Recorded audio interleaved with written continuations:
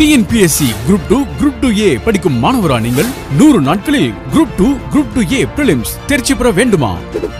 உங்கள் Gurunath IAS academy வழங்கும் ஒரு மாபெரும் திட்டம் Prelims மற்றும் Mains அடங்கிய தமிழன் பேட்ச் லான்ச் செய்யப்பட்டுள்ளது. தமிழன் பேட்சிற்கு 60% ஆஃபர் வழங்கப்பட்டுள்ளது. ஆஃபர் ரூபாய் 2700 மட்டுமே.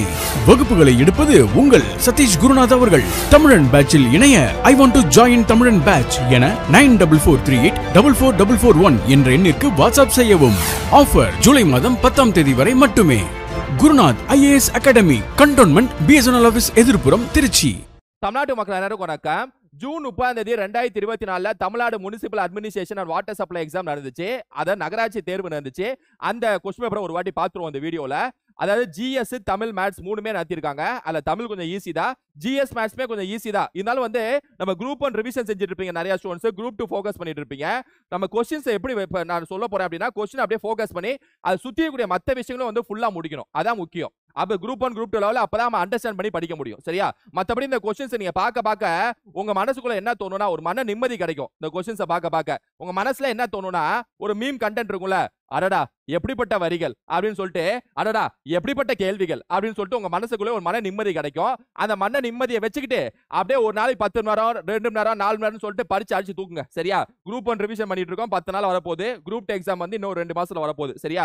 கொஸ்டின்ஸ் அது சுத்திக்கூடிய விஷயங்கள் அதான் முக்கியம். ஞாபகம் வச்சுங்க, கொஸ்டின்ஸ் தவிர சுத்திக்கூடிய விஷயங்களை நான் சொல்ல போறேன், அதான் முக்கியம். சரியா?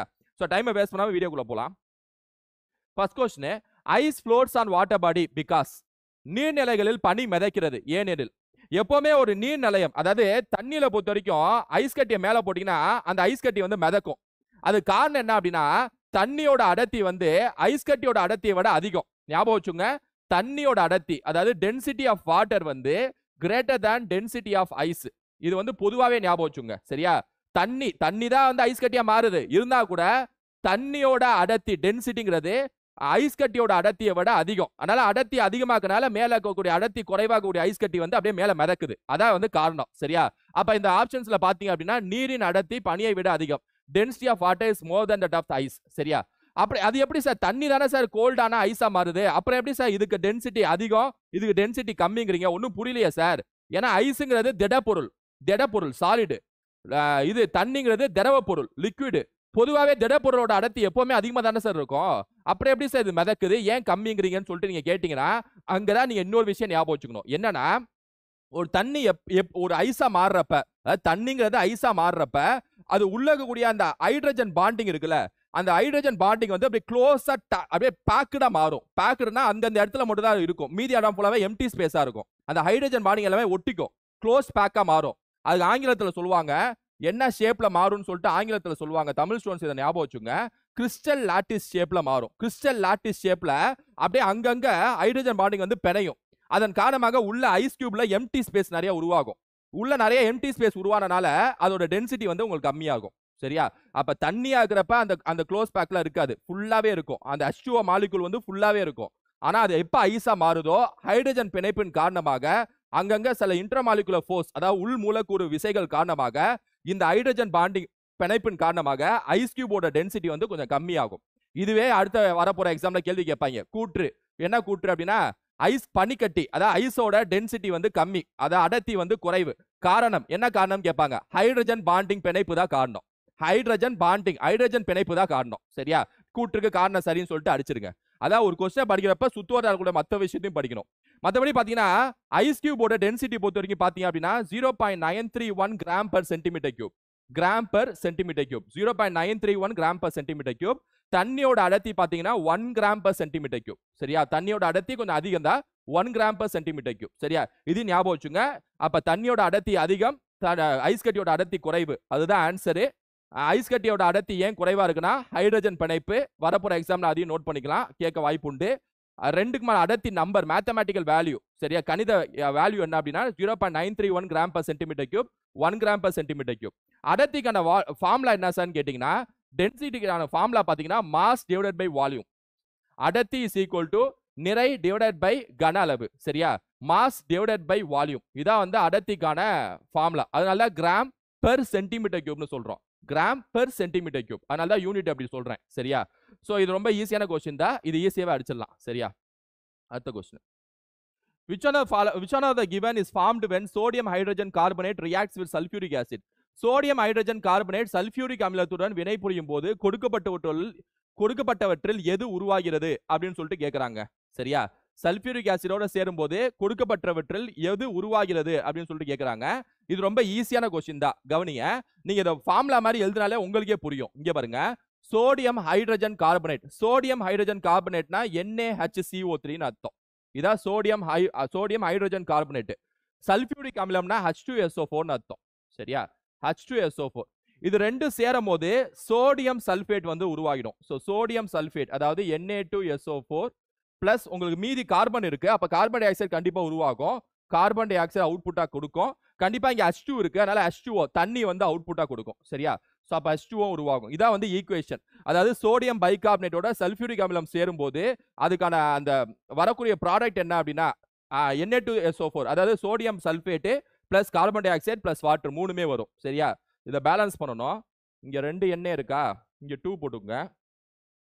2 H இருக்கு, 2 H இருக்கு, 4 H இருக்கா, இங்க ஒரு 2 போட்டுங்க. C2 இருக்கா, 6 இங்க ஒரு 2 போட்டுங்க.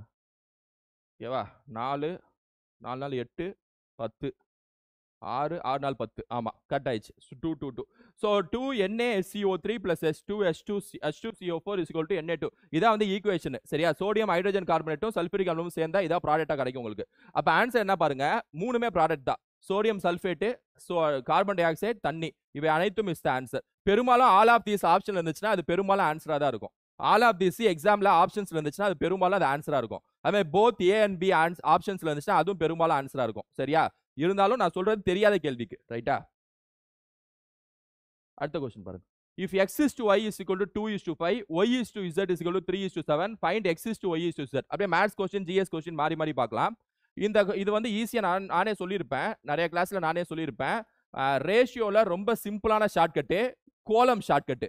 இதுக்கான ஷார்ட்கட் பேர் என்னன்னா கோலம் போடணும். கோலம் போடணுமா? ஆமா, கோலம் போடணும். எப்படி அப்படின்னா x is to y, y is to z சொல்லிட்டு அவங்க கொடுத்துருக்கத அப்படி எழுதிட்டு x is to y is to z தானே கேட்கறாங்க. என்ன செய்யணும் அப்படின்னா இதை ரெண்டையும் பெருக்குங்க. 3 × 2 என்ன வருது? 6 வருமா? 6 வரும். சரியா? கிராஸா இதை ரெண்டையும் பெருக்குங்க. I3 15 வருமா? இப்ப இதை ரெண்டையும் பெருக்குங்க. 7 5 35 வருமா? இதான் ஆன்சர். 6:15:35. 6:15:35. ஆப்ஷன்ஸ் இல்லையே, 15 நீங்க வரணுமே. 6:15:35. வேற 5ஆல அடிக்க முடியாது. இதான் ஆன்சரு. கரெக்டா தானே எழுதியிருக்கோம். 2:5 3:7 3 × 2 6 I3 15 7 × 5 35. ஸோ ஆப்ஷன் டில 15 மாத்திருங்க, இல்லைன்னா மார்க் கொடுக்கணும். 6:15:35 இஸ் த ஆன்சர். சரியா? இல்லைன்னா டக்குன்னு I3 15 தானே, 14 எதுவும் மாத்திர போறாங்க. 5 × 3 15 தானே, என்ன 2 5 3 7. Right. Okay. X is to y, y is to z தான் இருக்கு. ரைட். 6:15:35 தான் ஆன்சர். அதுக்கப்புறம் அதை ஃபர்தரா அடிக்க முடியாது. ஏன்னா 6 15 3ல போனா கூட 35 3ல போகாது. சரியா? Which chromosome number is responsible for alpha and beta thalassemia respectively? தாலாசெமியானா ஒரு வகையான குறைபாடுங்க. அது என்ன குறைபாடு அப்படின்னா பிளட் டிஸார்டர், ரத்தத்தில் இருக்கக்கூடிய ஒரு பிரச்சனை தான் தாலசீமியா.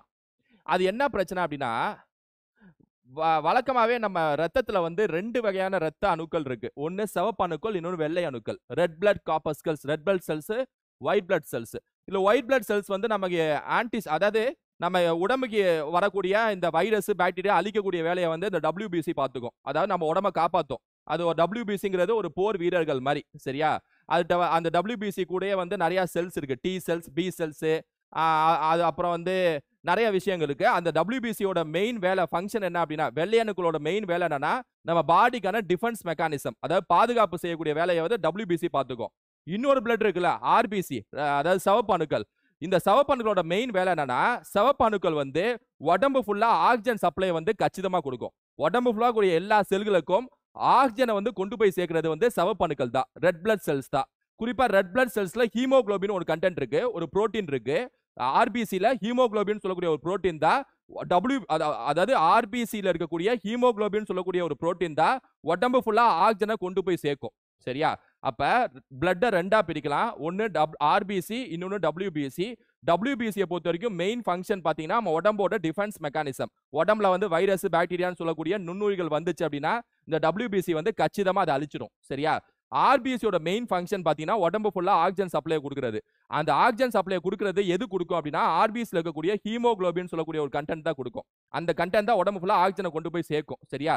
சப்போஸ் RBCயோட கவுண்ட் கம்மியானாலோ ஹீமோகுளோபினோட கவுண்ட் கம்மியானாலோ உடம்புக்கு செல்களுக்கு போகக்கூடிய ஆக்சிஜன் சப்ளை வந்து கம்மியாகும்.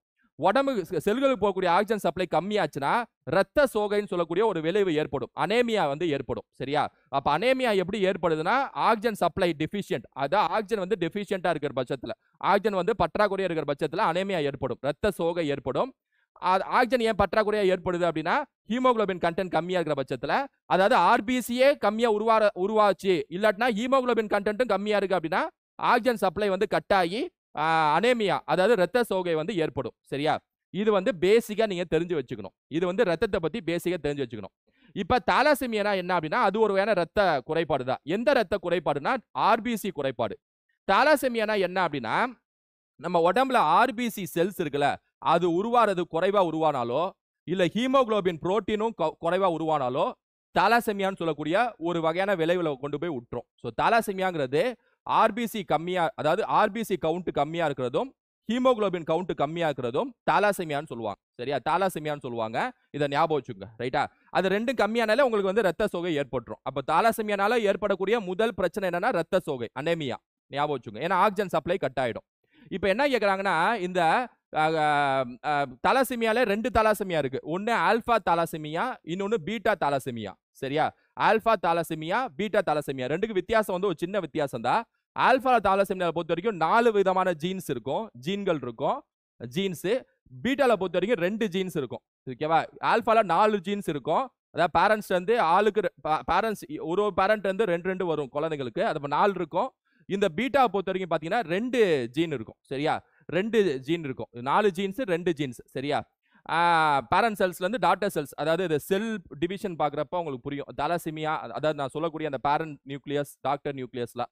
சரி, அதெல்லாம் அப்புறம் பார்ப்போம். இப்போதைக்கு வந்து ஆல்பா பீட்டா தாலசீமியானா 4 2 அப்படின்னு ஞாபகம் வச்சுங்க. ஆல்பானா 4, பீட்டானா 2. இதை மட்டும் ஞாபகம் வச்சுங்க இப்போதைக்கு. சரியா? அவ்வளவுதான். தாலசீமியால 2 வகையா பிரிக்கிறாங்க. இப்போ என்ன கேக்குறாங்கன்னா எந்த குரோமோசோம்ல இருக்குன்னு சொல்லிட்டு கேக்குறாங்க. குரோமோசோம்கள்னா என்ன அப்படின்னா நம்ம அணுக்கரு, உடம்புல செல்லுக்குள்ள நியூக்ளியஸ்குள்ள இருக்கக்கூடிய ஒரு வகையான ஒரு ஒரு ஒரு நுண்ணுயிர் தான் வந்து என்ன அப்படின்னா குரோமோசோம்ஸ்.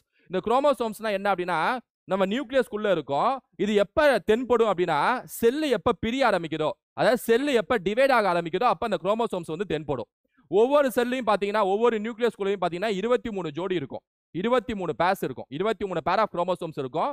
ஒவ்வொரு பேர்லயும் 2 இருக்கும். அப்ப மொத்தம் 46 குரோமோசோம் வந்து மனித உடம்புல இருக்கும். ஒவ்வொரு செல்லுக்குள்ளேயும் 46 குரோமோசோம், அதாவது 23 ஜோடி இருக்கும். சரியா? இந்த 23 ஜோடியும் சரியா இருந்தா மட்டும்தான் DNA சரியா வேலை பார்க்கும். DNA சரியா வேலை பார்த்தா மட்டும்தான் உடம்புல வந்து புரோட்டீன் சரியா உற்பத்தி ஆகும். சரியா? சப்போஸ் குரோமோசோம்ஸ் நம்பர்ல ஏதாவது குறைபாடு இருந்துச்சுன்னா DNA ஃபங்க்ஷன் DNAவோட பணிகள்ல குறைபாடு ஏற்பட்டு புரோட்டீன் உற்பத்தி செய்ய முடியாம நமக்கு நோய் வாய்ப்பு, அதாவது நோய் வந்து அதிகமா ஏற்படும். சரியா? குரோமோசோம்ஸ் நம்பர்ல ஏதாவது பிரச்சனை இருந்தாலோ, குரோமோசோம்ஸோட ஃபங்க்ஷன்ல ஏதாவது பிரச்சனை இருந்தாலோ, சரியா, பணிகள்ல பிரச்சனை இருந்தாலோ. இப்போ இங்க என்ன கேக்குறாங்கன்னா ஆல்பா அண்ட் பீட்டா தாலசீமியா எந்த 2 குரோமோசோம்ஸ்ல இருக்குன்னு சொல்லிட்டு கேக்குறாங்க. Chromosomes 11 and chromosome 16. சரியா? குரோமோசோம் 16ங்கிறது ஆல்பா, குரோமோசோம் 11ங்கிறது பீட்டா. ஸோ 16 11 என்ன கேட்குறாங்க நிமிஷம், ஆல்பா அண்ட் பீட்டான்னு கேட்குறாங்களா? அப்போ இருங்க நிமிஷம், ஏன்னா 2 ஆப்ஷன், இது 2 ஆப்ஷனுமே இருக்கு. Chromosome 16 and chromosomes 11. சரியா? 16 குரோமோசோம் மற்றும் 11 குரோமோசோம். இதான் ஆன்சர். 16 மற்றும் 11. ரைட்டா? ஏன்னா இவங்க கேட்கறது பாருங்க, ஃபர்ஸ்ட் ஆல்பா இன்னொன்று பீட்டா. கொஞ்சம் வித்தியாசமான கொஸ்டின் தான். ஏன்னா பி ஆப்ஷனும் வந்து 11 16 மாத்தி போட்டிருக்காங்க. அதனால நம்ம மேல வந்து கொஸ்டின் எப்படி கேட்குறாங்களோ அதன் வகையில பார்க்கணும். சரியா? அதன் வகையில பார்க்கணும். Right. Who was the chief guest of India 75th Republic Day celebration 2024? இதெல்லாம் வந்து நான் கரண்ட் அஃபேர்ஸ்லேயே சொல்லியிருப்பேன். சரியா? 2024 வந்து சீஃப் கெஸ்ட் யாருன்னு சொல்லிட்டு கரண்ட் அஃபேர்ஸ்ல சொல்லியிருப்பேன். Emmanuel Macron, France president Emmanuel Macron. சரியா? இப்போ உங்களுக்கு ஒரு கேள்வி. பிரான்ஸ் பிரசிடென்ட் இமானுவல் மேக்ரானும் இந்திய பிரதமர் மோடியும் சர்வதேச சூரிய ஒப்பந்தம்னு ஒன்னு சைன் பண்ணியிருப்பாங்க. சரியா? எந்த வருஷம் சைன் பண்ணாங்க? கமெண்ட் செக்ஷன்ல போட்டு விடுங்க. எந்த வருஷம் சைன் பண்ணாங்க? Name the lander sent to moon by ISRO through Chandrayaan 3. Vikram lander. இதெல்லாம் ரொம்ப ஈஸி. சரியா? சந்திராயன் 3க்கு போன லேண்டர் வந்து விக்ரம். பிரக்யான் வந்து ரோவர், பிரக்யான் வந்து ரோவர், லேண்டர் வந்து விக்ரம். 2023 மெடிசனுக்கான நோபல் பிரைஸ் வாங்கினவங்க யாரு? கெட்டலின் கரிகோ அண்ட் ட்ரூ விஸ்மன். இது நான் கரண்ட் அஃபேர்ஸ்ல சொன்னது, அந்த விக்ரம் கரண்ட் அஃபேர்ஸ்ல சொன்னது எல்லாமே கரண்ட் அஃபேர்ஸ்ல நம்ம பார்த்தது எல்லாமே இந்த கொஸ்டின் பேப்பர்ல இருக்கு. சரியா? கரண்ட் அஃபேர்ஸை பொறுத்த வரைக்கும் கெட்டலின் அண்டர் ஹூஸ் சேர்மன், யாருடைய தலைமையில் ஒரே நாடு ஒரே தேர்தல் என்ற தலைப்பில் உயர்மட்ட குழு உருவாக்கப்பட்டது? இது கரண்ட் அஃபேர்ஸ்ல நான் சொன்னதுதான், எல்லாம் படிச்சிருப்பீங்க. ஆன்சர் வந்து ஃபார்மர் பிரசிடென்ட் ராம்நாத் கோவிந்த். ராம்நாத் கோவிந்த் தலைமையில தான் வந்து ஒரே நாடு ஒரே தேர்தல் உருவாக்குறதுக்கு ஆராய்ச்சி செய்வதற்கான ஒரு குழு அமைச்சாங்க. சரியா? ராம்நாத் கோவிந்த். இதுவும் ஈஸி தான். அடுத்து, bauxite is a mineral that is found in dash regions. Bauxite என்பது டேஷ் பகுதிகளில் காணப்படும் ஒரு கனிமம் அப்படின்னு சொல்லிட்டு கேட்கறாங்க. இது உங்க கொஸ்டினுக்கு உங்க ஆன்சர் தெரியலனா கூட ஈஸியா அடிக்கலாம். இந்தியாவில் பொறுத்த வரைக்கும் பாத்தீங்க அப்படின்னா அதிகமா பாக்சைட் இருக்கக்கூடிய மாநிலம் பாத்தீங்கன்னா ஒடிசா தானே. இந்தியாவில் பொறுத்த வரைக்கும் அதிகமா பாக்சைட் இருக்கக்கூடிய மாநிலம் பாத்தீங்கன்னா ஒடிசா. அது உங்களுக்கு தெரியுமா? தெரியும். சரியா? ஏன்னா ஜியோகிராஃபில படிச்சிருக்கோம். இப்ப ஒடிசால அதிகமா வந்து பாக்சைட் இருக்கும் அப்படி வச்சுக்கோங்க. இப்ப இந்த 4 ஆப்ஷன் பாருங்க. சரியா? 4 ஆப்ஷன் ஒடிசாக்கு ஒத்து போற மாதிரி எது இருக்குன்னு பாருங்க. Regions with low rainfall and sunshine. ஒடிசால வந்து குறைந்த மழைப்பொழிவா இருக்கும். ராஜஸ்தான்ல தானே குறைந்த மழைப்பொழிவு இருக்கும். கரெக்டா இல்லையா? ஒடிசால அதிகமான மழைப்பொழிவு தான் இருக்கும். நம்மளே பார்த்திருப்போமே, ஒடிசால சூறாவளி வந்துச்சு, ஒடிசால வெள்ளம் வந்துச்சு. ஏன்னா வங்காள விரிகுடா பக்கத்துல இருக்கு. அதிகமா புயல்ல பாதிக்கக்கூடிய மாநிலங்கள்ல ஒடிசாவும் உண்டு. தமிழ்நாடு, ஆந்திரா, ஒடிசா நெட்டுக்கும் பாதிக்கக்கூடும். அப்ப ஒடிசால பொறுத்த வரைக்கும் மழைப்பொழிவு அதிகமா இருக்கும். Regions with very high rainfall and sunshine. So B is the answer. B is the answer. நிலைத்த உரைப்பனி, அதெல்லாம் இமயமலை, அது வராது. அரைக்கட்ட பகுதிகள், அதுவும் வராது. சரியா? High rainfall is the answer. Option B is the answer. Which are the following is not a green house gas? பின்வருவற்றில் எது பசுமை இல்ல வளிமம் அல்ல? சரியா? கிரீன் ஹவுஸ் கேஸ் இல்ல. கிரீன் ஹவுஸ் கேசஸ்னா என்ன? நமக்கு சிம்பிளா கிரீன் ஹவுஸ் கேசஸ்னா என்ன? பூமிக்கு மேல இருக்கக்கூடிய கேசஸ் பேர் தான் கிரீன் ஹவுஸ் கேசஸ். அதோட பணி என்ன? கிரீன் ஹவுஸ் கேசஸ் வந்து சிம்பிளுங்க. நம்ம சூரியன்ல இருந்து வரக்கூடிய வெப்பம் இருக்குல்ல, டெம்பரேச்சர். அந்த டெம்பரேச்சர் வெப்பம் வந்து பூமியில பட்டு திரும்ப ரிஃப்ளெக்ட் ஆகி திரும்ப வெளியே போயிடும். அது வெளில போக விடாம இந்த கிரீன் ஹவுஸ் கேசஸ் என்ன பண்ணும்னா, சூரிய வெப்பத்தை வெளில போகிற பட்சத்துல இந்த கிரீன் ஹவுஸ் கேஸ் என்ன பண்ணும்னா திருப்பி அதை உள்ள அனுப்பிட்டே இருக்கும். திருப்பி அதை உள்ள அனுப்பிட்டு பூமி எப்பவுமே வெப்பமா வச்சுக்கும். அதாவது சூரியனோட வெப்பம் வந்து நம்ம காலையில இருந்து ஈவினிங் வரைக்கும் அந்த வெயில் பார்த்துட்டே இருக்கும்ல, நம்ம கண்ணு முன்னாடி தெரிஞ்சுட்டே இருக்குல்ல, அது காரணமே பசுமையான வாயுக்கள் தான், கிரீன் ஹவுஸ் கேசஸ் தான். சரியா? அது அப்படியே திரும்ப அனுப்பிச்சிட்டே இருக்கும். கிரீன் ஹவுஸ் கேசஸ்ல முதன்மையான கிரீன் ஹவுஸ் கேசஸ் பாத்தீங்கன்னா கார்பன் டை ஆக்சைடு. இப்ப கார்பன் டை ஆக்சைடு அதிகமா கிரீன் ஹவுஸ், அதாவது பசுமையான வாயுக்கள்ல அதிகமா கார்பன் டை ஆக்சைடு எண்ணிக்கை அதிகமானால்தான் குளோபல் வார்மிங் சொல்லிட்டு சொல்றாங்க. உலகம் வந்து வெப்பமாயிட்டு இருக்கு ரொம்பன்னு சொல்லிட்டு சொல்றாங்க. இதுவும் டேஞ்சர் தான். சரியா? அவதான் கிரீன் ஹவுஸ் கேசஸ் நம்ம படிச்சிருப்போம். இதுல வந்து கிரீன் ஹவுஸ் கேஸ் எது இல்லன்னு கேக்குறாங்க. ரொம்ப ஈஸி தான். Hydrogen is the answer. Hydrogen வந்து கிரீன் ஹவுஸ் கேஸ் இல்ல. மீதி எல்லாமே பசுமையான வாயுக்கள் தான். Carbon di oxide, methane, nitrous oxide, H2O, அதாவது நீராவிகள், இது எல்லாமே வந்து பசுமை நிற வாயுக்கள் தான். கிரீன் ஹவுஸ் கேசஸ் தான். சரியா? கிரீன் ஹவுஸ் கேசஸே பூமியில இல்ல அப்படின்னா என்ன சார் நடக்கும்னா, பூமி வந்து ஐஸா மாறிடும், ஃப்ரீஸ் ஆயிடும். ஏன்னா பனி பிரதேசமா மாறிடும் பூமியே. ஏன்னா கிரீன் ஹவுஸ் கேஸ் இருக்கனால தான் வெப்பம் கொஞ்சம் தக்க வச்சிட்டு இருக்கு பூமி. வெப்பம் கொஞ்சம் இருக்குன்னா அது காரணம் பசுமை நிற வாயுக்கள் தான். சரி சார், கிரீன் ஹவுஸ் கேஸ் ரொம்ப அதிகமாச்சுன்னா அப்படியே பூமி வந்து ரொம்ப வெப்பமாகி பனிமலைகள்லாம் உருகி கடல் மட்டங்கள்லாம் ஏறி கடலோர மாவட்டங்கள் எல்லாமே தண்ணியில மூழ்கிடும். எது? கிரீன் ஹவுஸ் கேஸ் அதிகமானா. அப்ப கம்மியாக கூடாது, அதிகமாக கூடாது, நியூட்ரலா இருக்கணும் பசுமை நிற வாயுக்கள். IPCC ஸ்டாண்ட்ஸ் ஃபார், ரொம்ப ஈஸி, நான் நிறைய வாட்டி சொல்லியிருப்பேன். IPCCனா இன்டர்நேஷனல் பேனல் ஆன் கிளைமேட் சேஞ்ச்னு அர்த்தம். International Panel on Climate Change அப்படின்னு அர்த்தம். சரியா? International Panel on Climate Change அப்படின்னா A option is the answer. இதெல்லாம் ரொம்ப ஈஸிங்க. சரியா? காலநிலை மாற்றம் என்ற சொல் டேஷ் பற்றி குறிக்கிறது. The term climate change refers to what? Long term shifts in temperature and weather patternsங்க. வெப்பநிலை மற்றும் வானிலை முறையில் நீண்ட கால மாற்றங்கள் பேர் தான் வந்து கிளைமேட் சேஞ்சுன்னு சொல்லுவாங்க. காலநிலை மாற்றம் சொல்லிட்டு சொல்லுவாங்க. இது ரொம்ப ஈஸியான ஆன்சர். ஷார்ட் டேர்ம்னா வெதர்னு அர்த்தம், லாங் டேர்ம்ல தான் கிளைமேட் சேஞ்ச். சரியா? மற்றபடி மற்றெல்லாம் ஆன்சரா இருக்காது. எப்பவுமே பெருசா இருக்காது ஆன்சரா இருக்கும். அப்படி பார்த்தா கூட கரெக்ட் தான். சரியா? இதுலயும் பெருசா எது இருக்குன்னு பாருங்க. பி ஆப்ஷன் தானே பெருசு. பி தான் ஆன்சர். இருந்தாலும் பார்ப்போம். என்ன? நிலப்பரப்பின் அடிப்படையில் பூச்சந்திக்கும் தீபகத்துக்கும் உள்ள வித்தியாசம் என்ன? பூசந்தி இஸ்துமஸ் பெனின்சுலா. இஸ்துமஸ் பெனின்சுலானா என்ன அப்படின்னா, உங்களுக்கு எப்படி சொல்லி புரிய வைக்கிறது? இஸ்துமஸ் ஸ்ட்ரைட்னு 2 இருக்குங்க. இஸ்துமஸ் சந்தி. ஸ்ட்ரைட்னா சந்தி. பால்க்கு சந்தி கேள்விப்பட்டிருப்பீங்களா? ஸ்ட்ரெயிட்னா இந்தியாவில் இருக்கக்கூடிய பால் சந்தியை கேள்விப்பட்டிருப்பீங்களா? அது என்ன பால் சந்தினா? எதனால சந்தின் பேர் வச்சாங்க? சந்தின் ஏன் பேர் இருக்குன்னா, இந்தியா இருக்குல்ல, இதான் இந்தியா, இதான் ஸ்ரீலங்கா, சரியா? அப்புறம் இங்கிட்ட இந்திய கடல் இருக்கும், இங்க வங்காள விரிகுடா இருக்கும், சரியா? கரெக்டா? இப்ப இங்க இந்த இடம் பேர் பால் சந்தின்னு ஏன் சொல்றாங்க அப்படின்னா, சந்தினா 2 கடலை இணைக்கும். அதாவது வங்காள விரிகுடா இந்திய கடலை இணைக்குது, 2 நாடை பிரிக்குது. அதாவது 2 நாடு தனியா இருக்கு, நடுவுல ஒரு 2 கடல் இணையுது, சரியா? 2 கடலை இணைச்சு 2 நிலப்பரப்பை பிரிக்கிறது பேர் தான் சந்தின்னு சொல்லுவாங்க. சந்தின்னு ஒரு அர்த்தம் சொல்றாங்கன்னா, அந்த இடம் எப்படிப்பட்ட இடமா இருக்குன்னா, 2 கடல் அப்படியே ஒண்ணு சேர இடமா இருக்கும், அந்த சைடு இந்த சைடு 2 நிலப்பரப்பு இருக்கும், அது பேர் தான் சந்தி, சரியா? இஸ்துமஸ்னா என்ன அப்படின்னா, அதுக்கு அப்படியே ஆப்போசிட். இதுக்கு அப்படியே ஆப்போசிட் என்னன்னா, அதாவது இங்க ஒரு நிலம் இருக்கும், இங்க ஒரு நிலம் இருக்கும், இந்த 2 நிலத்தை சேர்க்கக்கூடிய நிலமாவே இருக்கும், இடமாவே இருக்கும், சரியா? அதே சமயத்துல 2 கடலை 2 நீர் நிலையங்கள் 2 வாட்டரை பிரிக்கக்கூடிய இடமா இருக்கும், சரியா? அது பேர் தான் இஸ்துமஸ். இஸ்துமஸ்னா 2 நிலப்பரப்பை சேர்க்கும், 2 கடலை பிரிக்கும். சந்தினா 2 கடலை சேர்க்கும், 2 நிலத்தை பிரிக்கும், அவ்வளவுதான். இப்ப இதுக்கு ஏதாவது எடுத்துக்காட்டு சொல்லுங்க சார். இதுக்கு இந்தியா ஸ்ரீலங்கா சொன்னீங்க, இது மாதிரி உலக வலைப்படத்துல வேற ஏதாவது எடுத்துக்காட்டு இஸ்துமஸ் இருக்கான்னு கேட்டீங்கன்னா இருக்கு. நீங்க வேர்ல்டு மேப் எடுத்துக்கோங்க, ரைட் சைடு பாருங்க, நார்த் அமெரிக்கா இருக்கும், சவுத் அமெரிக்கா இருக்கும், சரியா? இங்க நார்த் அமெரிக்கா இருக்கும், இங்க சவுத் அமெரிக்கா இருக்கும். நார்த் அமெரிக்கா சவுத் அமெரிக்கா இணைக்கிற மாதிரி மத்திய அமெரிக்கான்னு சொல்லிட்டு ஒரு இடம் இருக்கும், அப்படியே சின்னதா இணைக்கும். இங்கதான் வந்து மெக்சிகோ, கோஸ்டரிக்கா, எல்சால்வடார் அந்த மாதிரி கண்ட்ரீஸ்லாம் இருக்கும், அந்த நாடுகள்லாம் இங்கதான் இருக்கும், சரியா? நார்த் அமெரிக்கா சவுத் அமெரிக்கா 2 இணைக்கும். 2 இணைக்க இந்த இடம் பேரு இஸ்துமஸ், பனாமா இஸ்துமஸ் சொல்லுவாங்க, சரியா? இந்த இடம் பேரு. சரி சார், 2 கடலை பிரிக்கணுமே சார் நீங்க சொன்ன மாதிரி அப்படின்னு பாத்தீங்கன்னா, இந்த சைடு பசிபிக் ஓஷன் இருக்கும், பசிபிக் கடல், இங்க வந்து அட்லாண்டிக் கடல் இருக்கும். அட்லாண்டிக் கடலையும் பசிபிக் கடலையும் பிரிக்குது, சவுத் அமெரிக்கா நார்த் அமெரிக்கா சேர்க்குது, அது பேர் தான் இஸ்துமஸ்னு அர்த்தம், சரியா?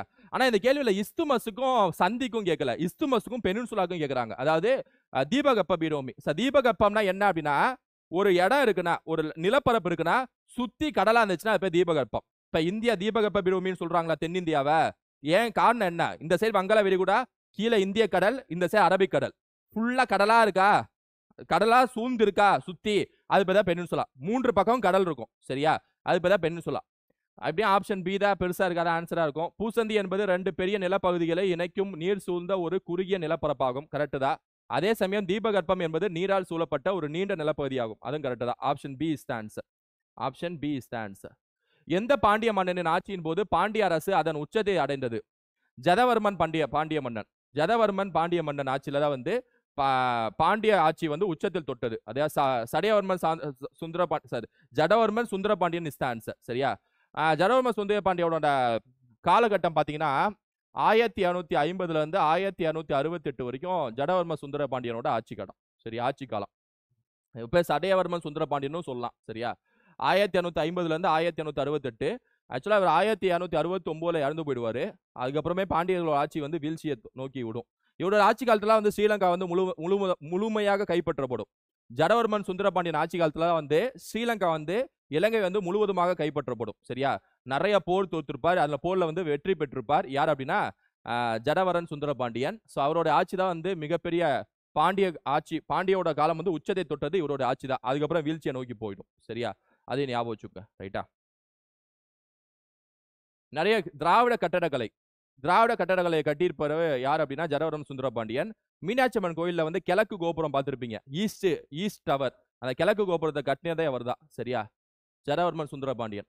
ராணி Mangammal remarkable and influential ruler of the period. எந்த பீரியட்ல ராணி மங்கம்மாள் வாழ்ந்திருப்பாங்க அப்படின்னா, பார்த்தாலே தெரியுது, இதான் ஆன்சர். இதான் ஆர்மன் அவுட், இதான் ஆன்சர். 1689 இருந்து 1704, சரியா? 1704 இந்த காலம் தான் வந்து ராணி மங்கம்மாள் வந்து ஒரு குறிப்பிடத்தக்க வரும் செல்வாக்கு மிக்க ஆட்சியாளராக திகழ்ந்த காலம் இதுதான், சரியா? 1689 டு 1704, சரியா?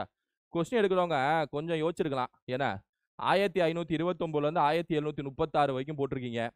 அப்படின்னா என்ன அர்த்தம் அப்படின்னா 1679 1700, அப்படின்னா ராணி மங்கம்மாளுக்கு சுமார் ஒரு 200 வருஷம், 200 வயசுன்னு அர்த்தம், சரியா? 200 வயசு வாழ்ந்துருப்பாங்களா? யோசிக்கணும்ல. என்ன மீதி ஆப்ஷன் இதை பாருங்க, இது ஒரு 100 150 வருஷம் ஓடுது, இது என்ன, இது ஒரு 150 வருஷம் ஓடுது. என்ன சும்மா ஒரு குழந்தை கொடுத்தா கூட என்ன இது 150 வருஷம் இருக்காது, 200 வருஷம் இருக்காது, இதுதான் ஆன்சர் அப்படின்னு சொல்லிட்டு அடிச்சுட்டு வரும் போல. என்ன, right. Who was the first Sultan ruler transfer the capital from Lahore to Delhi? தலைநகரை லாகூர்ல இருந்து டெல்லிக்கு மாற்றிய முதல் சுல்தான் ஆட்சியாளர் யாரு? இல்துத்மிஷ். இதெல்லாம் ரொம்ப ரொம்ப சாதாரண கேள்வி, சரியா? இல்துத்மிஷை பத்தி சொல்லணும்னா சாலாகானி 40 படை வீரர்கள் கொண்ட ஒரு படையை உருவாக்குனவர் யார் அப்படின்னா இல்துத்மிஷ். மங்கோலியருக்கு வந்து டஃப் கொடுக்கறதுக்காக. அதே மாதிரி கெங்கிஸ் கான் சொல்லக்கூடிய மங்கோலியரை வந்து உள்ள வர விடாம தடுத்து நிறுத்தியவர் யார் அப்படின்னா இல்துத்மிஷ். சரியா? இக்தாரி முறை, இக்தாரி சிஸ்டம் சொல்லக்கூடிய ஒரு முறையை வந்து, ஒரு ராணுவ முறையை வந்து உருவாக்குனவர் யார் அப்படின்னா இல்துத்மிஷ். ராணுவ முறைன்னு சொல்ல முடியாது, நில வருவாய் முறைன்னு சொல்லலாம். சரியா? இல்துத்மிஷ் ஞாபகம் வச்சுங்க. ஸோ இக்தாரி, சாலாகானி, கெங்கிஸ் கானை தடுத்து நிறுத்தினது, அப்புறம் லாகூர்ல இருந்து டெல்லிக்கு தலைநகரத்தை மாத்தினது, இது எல்லாமே இல்துத்மிஷ்னு அர்த்தம். அதுக்கப்புறம் ரஷ்யா சுல்தான் ஆட்சி அப்படியே தொடரும். சரியா? In which of the following Lok Sabha it was decided that speaker comes from the ruling party and deputy speaker comes from the opposition. சபாநாயகர் வந்து ஆளுங்கட்சியில இருந்தும் துணை சபாநாயகர் வந்து எதிர்கட்சியில இருந்து வந்தது எந்த லோக்சபாக்கு அப்புறம் கேக்குறாங்க. 11வது மக்களவை, 11th Lok Sabha is the answer. 11வது மக்களவை இஸ் த ஆன்சர். சரியா? இதெல்லாம் ரொம்ப ஈஸி, ரொம்ப ஈஸியான கொஸ்டின் தான். கொஞ்சம் யோசிக்கணும். ஆனா ஏன்னா இது யோசிச்சாலே அடிக்கலாம். ஏன்னா 11வது லோக்சபாங்கிறது 1996 எலெக்ஷன். இந்தியாவிலே மிகப்பெரிய சர்ச்சைக்குரிய எலெக்ஷன் வந்து இந்த 2024 நினைப்பீங்க. அதை விட சர்ச்சைக்குரிய எலெக்ஷன் வந்து 1996. சர்ச்சைக்குரியான்னு எதாவது வச்சு சொல்றேன்னா, ஒரு தொங்கு நாடாளுமன்றம், ஹங் பார்லிமெண்ட்னு சொல்லுவாங்க. அதாவது எந்த ஒரு கட்சியும் வந்து மெஜாரிட்டி ஜெயிச்சிருக்காது, கூட்டணி போட்டு ஒரு ஆட்சி அமைக்க வேண்டிய சூழ்நிலை வந்திருக்கும். அது 96ல வந்துச்சு. சரியா? ஃபர்ஸ்ட் பிஜேபி ஜெயிக்கும், அப்புறம் கூட்டணி உடையும், அப்புறம் காங்கிரஸ் தேவகவுடா ஆட்சியை பிடிப்பார். சரியா? அப்பதான் வந்து எதிர்கட்சியில இருந்து ஒருத்தர் டெப்டி ஸ்பீக்கரா உட்காரணும். ஏன்னா எப்பவும் பிரச்சனை வந்துடும். மெஜாரிட்டியா ஒரு கட்சி ஜெயிச்சா பிரச்சனையே இல்லாம இருக்கும். அது எல்லாமே நடந்துச்சுன்னு எங்களை கூட்டணி போட்டதா ஆட்சியை பிடிக்கிற மாதிரி இருந்துச்சுன்னா, இந்த மாதிரி தான் எனக்கு ஃபினான்ஸ் மினிஸ்டர் பதவியை கொடு, எனக்கு டெப்டி ஸ்பீக்கர் பதவியை கொடு, எனக்கு ஸ்பீக்கர் பதவியை கொடுன்னு சொல்லிட்டு கூட்டணி இருக்கவங்களாம் கேட்க ஆரம்பிச்சிருவாங்க. ஸோ அதனால தான் அந்த மாதிரி இது. பிளஸ் எதிர்கட்சியும் கொஞ்சம் நல்லா வலுவா இருக்கனால அவங்களுக்கு டெப்டி ஸ்பீக்கர் பதவி போயிடுச்சு. சரியா? இது காலகாலமா வந்துட்டு இருக்கு. What did doctor Ambedkar refer to article 32? Doctor Ambedkar 32வது பிரிவை என்ன என குறிப்பிடுகிறார்? சோல் ஆஃப் த கான்ஸ்டிடியூஷன், அரசியலமைப்பின் ஆன்மா. இதெல்லாம் வந்து ஊருக்கே தெரியும். சரியா? 32 ஆர்டிகல். அரசியலமைப்பு அதிகாரம் பார்லிமெண்டத்தை விட உயர்ந்தது. அதற்கு முக்கிய காரணம் என்ன? The authority of the constitution is higher than that of parliament. What is the main reason? Constitution specifies how parliament is to be formed and what are its powers. Option A is the answer. பாராளுமன்றம் எவ்வாறு உருவாக்கப்பட வேண்டும் மற்றும் அதன் அதிகாரங்கள் என்ன என்பதை அரசியலமைப்பு குறிப்பிடுகிறது. First one is the answer. The constitution was framed before the parliament came into being. இல்ல ஃபர்ஸ்ட் பார்லிமெண்ட் வந்துருச்சு. பார்லிமெண்ட் உட்கார்ந்தானே கான்ஸ்டிடியூஷன் எழுதுனாங்க. Constitution makers for more eminent leaders than the members of the parliament. அப்படி சொல்ல முடியாது. அல்லாடி கிருஷ்ணசுவாமி ஐயர், கோபாலசுவாமி ஐயங்கள்லாம் ரொம்ப புகழ்மிக்க நபர்களா நேருவை compare பண்ணும்போது? அப்படி சொல்ல முடியாது. ஸோ பிசிலாம் இல்லை. ஆன்சர் வந்து ஏதா. நாட்டில் மனித உரிமைகள் கண்காணிக்கும் சட்ட அமைப்பு எது? Which statutory body is the watchdog of human rights இந்த கண்ட்ரி? நம்ம நாட்டில் நேஷனல் ஹியூமன் ரைட்ஸ் கமிஷன், தேசிய மனித உரிமை ஆணையம். சரியா? தேசிய மனித உரிமை ஆணையம் உருவாக்கப்பட்டது 1993ல. தமிழ்நாடு மனித உரிமை ஆணையம் உருவாக்கப்பட்டது 1997ல. இது ரெண்டையும் ஞாபகம் வச்சுங்க. இந்தியானா 93, தமிழ்நாடுனா 97. சரியா? மனித உரிமை நாள் பாத்தீங்கன்னா டிசம்பர் 10. மனித உரிமை நாள் பாத்தீங்கன்னா டிசம்பர் 10. சரியா? மனித உரிமை ஐநாவின் மனித உரிமை அறிவிப்பு எப்போ போட்டிருப்பாங்க அப்படின்னா 1948, 1948. ஐநாவின் மனித உரிமை அறிவிப்பு வந்து 1948, 1948ல உருவாக்கி இருப்பாங்க. சரியா? இது ஞாபகம் வச்சுங்க. ஓகே. ஆக்சுவலா தேசிய மனித உரிமை ஆணையம் 1993 உருவாக்குனதுக்கு காரணமே பாரிஸ் பிரின்சிபிள்ஸ். பாரிஸ்ல 1992, 93 வாக்குல ஒரு கூட்டமைப்பு போடுவாங்க, உலக நாடுகள்லாம் சேர்ந்து. அங்க மனித உரிமை பத்தி பேசுவாங்க, எல்லா நாடுகளும் உருவாக்குங்கன்னு சொல்லிட்டு. அதனால தான் 1993ல தேசிய மனித உரிமை ஆணையம் சொல்லிட்டு நரசிம்மராவ் கவர்மெண்ட் வந்து உருவாக்குறாங்க. சரியா? பின்வரும் அரசியலமைப்பு சட்ட திருத்தம் எது வாக்களிக்கும் வயதை 21ல இருந்து 18ஆக குறைக்கிறது? இதெல்லாம் வந்து நான் அடிச்சு துவைச்சது, நானே அடிச்சு துவைச்சிருக்கேன் நிறைய வாட்டி. 61வது சட்ட திருத்தம், 61st அமெண்ட்மெண்ட் ஆக்ட். சரியா? Rajiv Gandhi government 61st amendment act. ஓட்டு போடுற வயசு வந்து 21ல இருந்து 18 குறைச்சது. 61st amendment act. இந்தியாவில் பசுமை புரட்சியின் அழைப்பின் முதல் முக்கிய கூறுபாடு என்ன? Main component of the first wave of green revolution in India was what அப்படின்னு கேட்குறாங்க. இரிகேஷன், மெக்கானைசேஷன், அக்ரிகல்ச்சர் லோன், நீர்ப்பாசனம், சாகுபடி இயந்திரமாக்கல், அதிக விளைச்சல் தரும் கோதுமை வகை, விவசாய கடன். நீங்க இதுல யோசிச்சாலே ஹை ஈல்டிங் வெரைட்டின்னு ஒரு வார்த்தையை பார்த்தாலே நீங்க ஃபர்ஸ்ட் அதை தான் அடிக்கணும். சரியா? ஏன்னா அதை தான் வந்து பஞ்சாப்ல முதல் முறை அறிமுகப்படுத்தினாங்க. பசுமை புரட்சியை எந்த மாநிலத்தில் முதல் முறை அறிமுகப்படுத்துறாங்கன்னா இந்தியாவில் பஞ்சாப்ல தான். அது சக்சஸ் ஆனதுக்கு அப்புறம் தான் எல்லா மாநிலங்களுக்கும் கொண்டு போய் சேர்க்கிறாரு MS சுவாமிநாதன். சரியா? அது எல்லா மாநிலங்களுக்கும் கொண்டு போய் சேர்த்தது MS சுவாமிநாதன். அவர்னால தான் அவரை வந்து இந்திய பசுமை நிற புரட்சியின் தந்தைன்னு சொல்றோம். இதே சர்வதேச பசுமை நிற புரட்சியின் தந்தை யார் அப்படின்னா நார்மன் போர்லாக். நார்மன் போர்லாக் வந்து father of green revolution world லெவல்ல. இந்தியா லெவல்ல பாத்தீங்கன்னா MS சுவாமிநாதன். சரியா? ஹை ஈல்டிங் வெரைட்டி ஆஃப் வீட். ஏன்னா பஞ்சாப்னாலே கோதுமை. பஞ்சாப், உத்தரப்பிரதேஷ்லாம் வந்து கோதுமை அதிகமா விளைச்சல் கொடுக்கக்கூடிய மாநிலங்கள். சரியா? அதுலயும் பாத்தீங்கன்னா ஸ்கூல் புக்ல சொல்லுவாங்க, பஞ்சாப்ல வந்து ஜனவரி மாசம், பிப்ரவரி மாசம், மார்ச் மாசம் கோதுமை அதிகமா விளைவிப்பதற்கு ஒரு முக்கியமான ஒரு ஒரு ஒரு காத்து வரும். முக்கியமான ஒரு காத்து மழை பொழியும் அந்த ஜனவரி பிப்ரவரி மாசம் பஞ்சாப்ல. அது என்ன காத்து தெரியுமா? நானே நிறைய வாட்டி சொல்லியிருப்பேன். என்ன யோசிக்கிறீங்களா? தென்மேற்கு பருவக்காற்றா, வடகிழக்கு பருவக்காற்றான்னு யோசிக்கிறீங்களா? அதெல்லாம் இல்ல. என்ன என்ன அப்போ? வெஸ்டர்ன் டிஸ்டர்பன்ஸ், மேற்கத்திய இடையூறுகள். இந்த மத்திய தரைக்கடல் மெடிட்டரேனியன் சீல இருந்து வரும்ல ஜனவரி பிப்ரவரி போல இந்தியா நோக்கி வந்து பஞ்சாப் ராஜஸ்தானுக்குலாம் மழை கொடுக்கும்ல, பஞ்சாப் ஹரியானா ராஜஸ்தானுக்குலாம், அது பேர் தான் வெஸ்டர்ன் டிஸ்டர்பன்சஸ், மேற்கத்திய இடையூறுகள். சரியா? அதுதான் வந்து பஞ்சாப்ல கோதுமை விளைச்சலுக்கு அதிகம் சப்போர்ட் பண்ணக்கூடிய இது எக்ஸாம்ல கேட்பாங்க, அதையும் ஞாபகம் வச்சுக்கோங்க. சரியா? The first 5-year plan is implemented. இதெல்லாம் ரொம்ப குழந்தைத்தனமான கொஸ்டின். 1951 to 56 விவசாயத்துக்கு முக்கியத்துவம் கொடுத்திருப்பாங்க. ஹரோத் தோமர் மாடல், நேருட ஆட்சி. சரியா? அமாங் இது இந்திய அரசின் வரவு செலவு திட்டம் பல்வேறு வகையான பற்று சீட்டுகளில் பின்வருவற்றில் எது அரசாங்க கடனின் அளவை உயர்த்துகிறது? கடன் வந்தாலே பாரோயிங்ஸ் அண்ட் அதர் லயபிலிட்டிஸ், கடன்கள் மற்றும் பிற பொறுப்புகள். இங்கேயும் கடன் இருக்கு, இங்கேயும் கடன் இருக்கு. Option D is the answer. பின்வரும் துணைத்துறைகளில் எது இந்திய தொழில்துறையில் மிகப்பெரிய பங்கை கொண்டுள்ளது? Which are the following subsectors account for the largest share in the Indian industry?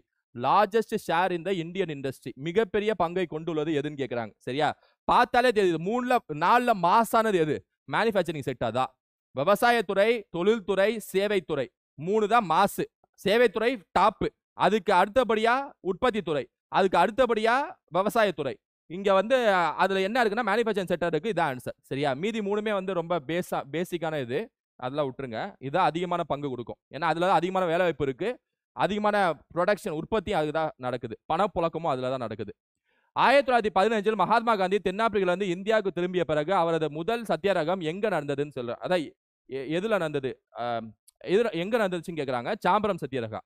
சாம்பரம் satyagraha தீங்காதி முறையை எதிர்த்து போராடி இருப்பார்ல ராஜ்குமார் சுக்லா, வந்து காந்தி அழைச்சிருப்பாரு. சரி நான் வந்து காப்பாத்துறேன்னு சொல்லிட்டு, உங்களை காப்பாத்துறேன்னு சொல்லிட்டு போய் காப்பாத்தி விடுவாரு. காந்தியின் முதல் சட்டமறுப்பு இயக்கம் எதுன்னு கேட்டாங்கன்னா சாம்பரம் சத்தியாகிரகா தான். இந்தியாவில் தொடங்கப்பட்ட காந்தியின் முதல் சட்டமறுப்பு இயக்கம் எதுன்னு கேட்டாங்கன்னா சாம்பரம் சத்தியாகிரகாவை அடிச்சிருங்க. சரியா? அதான் ஆன்சர். பீகார்ல இருக்கு. பீகார்ல இருக்கு. அவுரி செடியை வந்து நீங்க கண்டிப்பா விளைவிக்கணும்னு சொல்லிட்டு பிரிட்டிஷ் கொடுமைப்படுத்துவாங்க டிங்காதியா முறைங்கிற பேர்ல. அதை எதிர்த்து காந்தி போராடி இருப்பார். Political freedom is the life breath of a nation. அரசியல் சுதந்திரம் ஒரு தேசத்தின் உயிர் மூச்சு என்பது யார் சொன்னான்னு சொல்லிட்டு கேட்குறாங்க. அவ்வளோதான். சுரேந்திரநாத் பானர்ஜி, பாலகங்காதர திலகர், ஆனந்த மோகன் போஸ், அரபிந்த கோஷ்.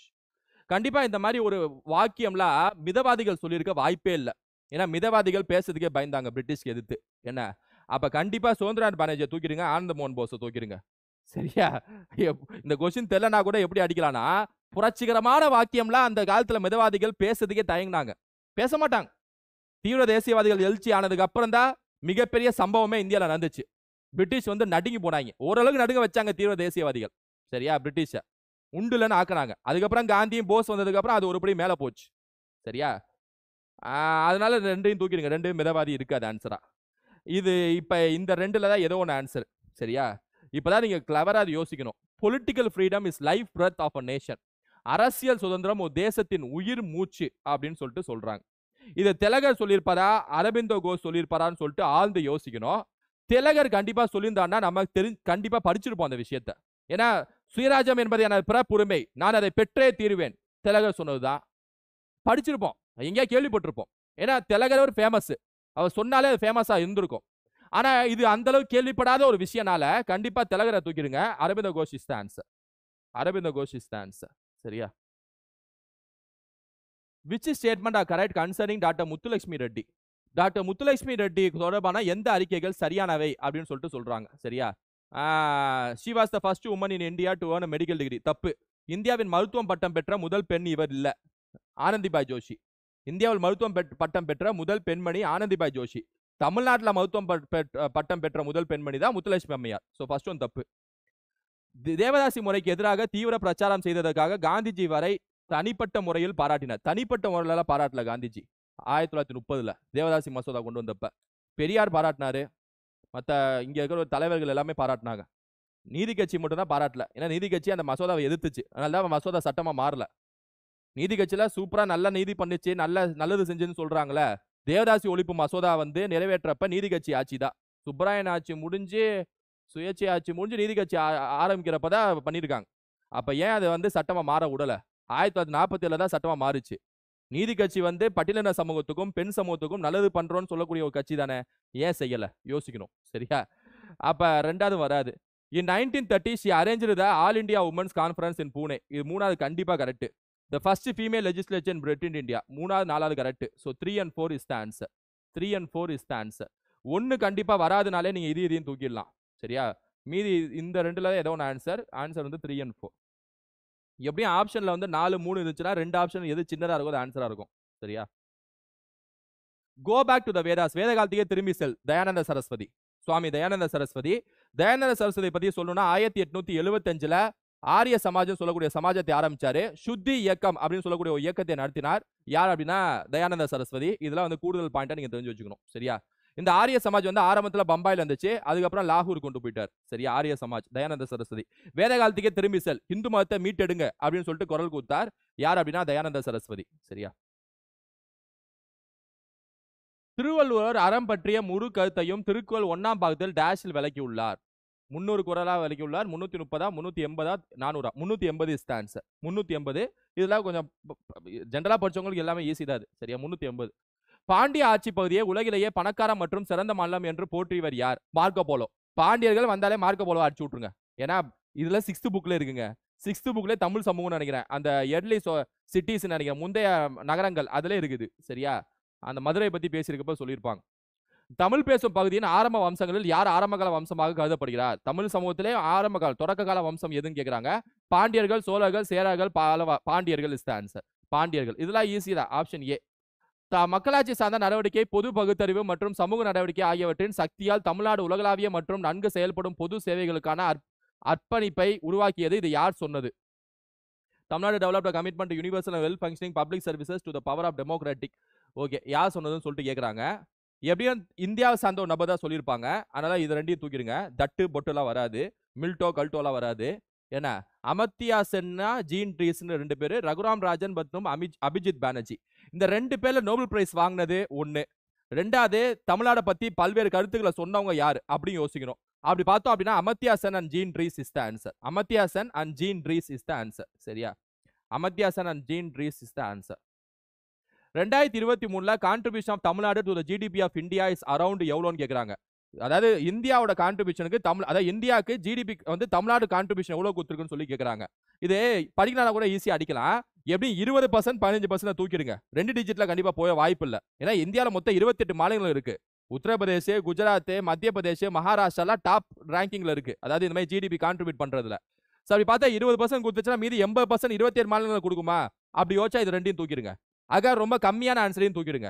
சரியா? நடுத்தர ஆன்சருங்கிறது 9% இஸ் த ஆன்சர். 9%. எப்பவுமே ஜிடிபி கான்ட்ரிபியூஷன் 9, 8, 10ல நிற்கும். சரியா? தமிழ்நாடை பொறுத்த வரைக்கும் அதிகமானுங்கிறது நம்மளோட கருத்து. To be eligible to get benefit under கலைஞர் மகளிர் உரிமை தொகை scheme, the annual income of the family should not exceed 2.5 லட்சம். 2.5 லட்சம். இது வந்து தமிழ்நாடு கரண்ட் அஃபேர்ஸ்ல இருந்து கேட்டிருக்காங்க. யூனிட் 9. சரியா? தமிழக அரசால் தொடங்கப்பட்ட நான் முதல்வன் திட்டத்தின் முதன்மை நோக்கம் என்ன? Providing entrepreneurship among youth. இல்ல, அதாவது empowering women by providing training and support for self development. திறன் மேம்பாட்டு திட்டங்கள் மூலம் இளைஞர்களிடையே தொழில் முனைவை ஊக்குவித்தல், சுய தொழில் முயற்சிகளுக்கான பயிற்சி மற்றும் ஆதரவை வழங்குவதன் மூலம் பெண்களுக்கு அதிக. அதாவது 3வது C is the answer. empowering women. இதான் ஆன்சர். சரியா? ப்ரொவைடிங். ஆக்சுவலாக இது ஆப்ஷன் இங்கிலீஷ் ஆப்ஷனில் 2மே ரிப்பீட் ஆகுது. சரியா? இந்த பிக்கு இது இல்லை. See the answer. தமிழில் பாருங்க, சி த ஆன்சர். சரியா? See the answer. பெண்கள் வந்தாலே see the answer. Which arithmetic progression will come in the place of at in the equation 2 at 5 minus 15 divided by 3 plus 4 is equal to 9. Okay. 2 at 5 minus 15 divided by 3 plus 4 is equal to 9. இந்த அட்டுக்கு என்ன simple வரணும்னு கேட்குறாங்க. First இந்த அட்டை தவிர மீதி எல்லாமே solve பண்ணுவோம். பாட்மாஸ் படி பார்த்தீங்க அப்படின்னா ஃபர்ஸ்ட் டிவிஷன் தான் பண்ணணும். அப்போ 15 divided by 3 கீழே கொண்டு வந்துருங்க. plus 4 is equal to 9. சரியா? இப்போ 15 by 3 எவ்வளோனா 5ங்க. சரியா? திரும்ப அதை எழுதுங்க. 2 at 5 minus 15 3ல போச்சுன்னா 5 வரும். plus 4 is equal to 9. இப்போ -5 -4 நீங்க பாட்டு என்ன செய்யாதீங்க அப்படின்னா நிறைய பேர் இந்த தப்பு செய்வாங்க. 5 + 4 போட்டு 9 போட்டுறாங்க. இங்கிட்டு இங்க மைனஸ் சிம்பிள் இருக்கு. ஒரு நம்பருக்கு முன்னாடி மைனஸ் சிம்பிள் இருந்துச்சுன்னா அந்த மைனஸ் சிம்பிளை மதிக்கணும். நீங்க பாட்டுக்கு அதை கண்டுக்காம இதை ரெண்டெல்லாம் கூட்டக்கூடாது. சரியா? அப்ப என்ன சார் செய்யணுமா? -5 + 4 அப்படிதான் பார்க்கணும். இப்ப -5 + 4 னா -1ன்னு அர்த்தம். சரியா? So 2 at 5 -1 = 9. So எந்த நம்பர்ல 1 கழிச்சா 9 வரும்? 10. 10ல 1 போனா தானே 9 வரும். அப்ப 2 5 என்ன பண்ணா 10 இன்டு பண்ணா 10. கரெக்டா? அப்ப அட்டு இருக்க இடத்துல இன்டு இருக்கணும். ஏ. சரியா? அட்டு இருக்க இடத்துல இன்டு இருக்கணும். அப்பதான் 2 5 10, 10ல 1 போச்சுன்னா 9 வரும். ரைட்டா? 9 வரும். 25% உள்ள ஒரு எண்ணை 25 ஆல் பெருக்கினால் விளைவது எண்ணின் வர்க்கமாகும் எனில் அந்த எண் என்ன? விளைவது களைவதுன்ட்டு. If 25% of the number is multiplied by 25, then resultant is square of the number. What is the number? Okay. ஒரு எண்ணோட 25% நம்ம பெருக்கணும் அப்படின்னா அதாவது ஒரு எண்ணோட 25% வந்து மல்டிப்ளை பை 25, அதை 25 ஆல பெருக்கணும் அப்படின்னா என்ன வருது அப்படின்னா அந்த எண்ணோட ஸ்கொயர் வருதா? இதான ஈக்குவேஷன். அப்ப கரெக்டா போட்டிருக்கேன். ஒரு எண்ணோட 25% எடுத்துட்டோம், அதை 25 ஆல பெருக்கணும்னா அந்த எண்ணோட ஸ்கொயர் வருது. அப்படியே அந்த ஸ்டேட்மெண்ட்டை டேட்டாவை மாற்ற தெரியறதா மேத்ஸ்ல முக்கியமான விஷயம் உங்களுக்கு. சரியா? மாத்திட்டோம். இப்ப என்ன கேக்குறாங்க? ஓகே. 25 100ல 4 வாட்டி போகும். கரெக்டா? 4 25ல 6.25 டைம்ஸ் போகும். 6.25 டைம்ஸ் போகும். அப்ப 6.25 x = x² ன்னு சொல்லிட்டு வருது நமக்கு கடைசியா ஃபைனலா. ரைட்டா? இப்ப இந்த சைடு x² இருக்கு, இந்த சைடு x இருக்கு. இந்த x-ஐயும் இந்த ஸ்கொயரையும் கேன்சல் பண்ணிடலாம். ஏன்னா இந்த சைடு 2x இருக்கு. இப்போ ஒரு x கேன்சல் ஆச்சுன்னா ஒரு x ஆயிடும். அப்ப x = 6.25 வந்து நம்ம கிடைச்சிச்சு. சரியா? அதான் ஆன்சரே 6.25. அந்த நம்பரே 6.25 கிடைச்சிச்சு. Option A is the answer. Option A is the answer. ரைட்டா? இரண்டு எண்களின் வித்தியாசம் 50, ஒரு எண்ணின் 3.2% மற்ற எண்ணின் 6.4% என்றால் அந்த எண்கள் யாவை? இரண்டு எண்களின் வித்தியாசம் 50ங்கறாங்க. ஒரு எண்ணோட 3.2%, இன்னொரு எண்ணோட 6.4%. அதாவது ஒரு எண்ணோட 3.2%, இன்னொரு எண்ணோட 6.4%.